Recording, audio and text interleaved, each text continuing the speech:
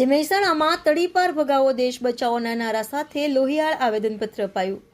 આજકાલ આંબેડકર નામની ફેશન ચાલે છે એમ કહીને ગૃહમંત્રી અમિત શાહે કરેલા દેશના બંધારણના ઘડવૈયા બાબા સાહેબના અપમાનજનક વાણી વિલાસ વિરુદ્ધ બંધારણ પ્રેમી યુવાનો અને સંગઠન દ્વારા રેલી નીકળી। ફુવારાથી નીકળેલી કલેક્ટર કચેરી સુધી નીકળેલી રેલીમાં મોટી સંખ્યામાં જોડાયેલી જનસંખ્યામાં અમિત શાહ સામે ભારે આક્રોશ દેખાઈ રહેલો હતો। રેલી દરમિયાન તડીપાર ભગાવો દેશ બચાવોના નારા સાથે અમિત શાહના રાજીનામાની માંગ કરવામાં આવેલ। રેલી સ્વરૂપે કલેક્ટર કચેરી સુધી પહોંચીને પોતાના લોહીથી અંગૂઠા લગાવીને આવેદનપત્ર આપવામાં આવ્યું। જો અમિત શાહ રાજીનામું નહીં આપે તો ઠેર ઠેર ઉગ્ર આંદોલન કરવાની ચીમકી આપવામાં આવી। રિપોર્ટર આશીષ પટેલ, મહેસાણા। લોહિયાળ આવેદનપત્ર આપવું પડ્યું।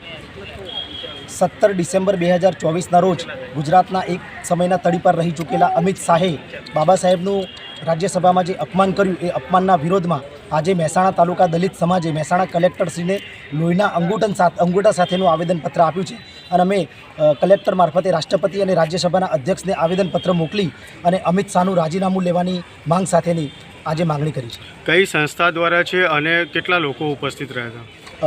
આખા કાર્યક્રમમાં આપણે જે રીતે જોયું 501 લોકો કાર્યક્રમમાં હાજર રહ્યા હતા અને સમગ્ર અનુસૂચિત જાતિ સમાજ, બંધારણ પ્રેમી સમાજ, મહેસાણા તાલુકાના અનુસૂચિત જાતિના નાગરિકો દ્વારા આખું આવેદનપત્ર આપવામાં આવ્યું છે। શું આગળની રણનીતિ રહેશે? આગળ અમે જે માગણી કરી છે, જો આગળ કશું થશે નહીં તો આગળ અમે જલદ પ્રોગ્રામો આપીશું। પત્ર આપવાની ફરજ પડી, શું મામલો હતો સમજો?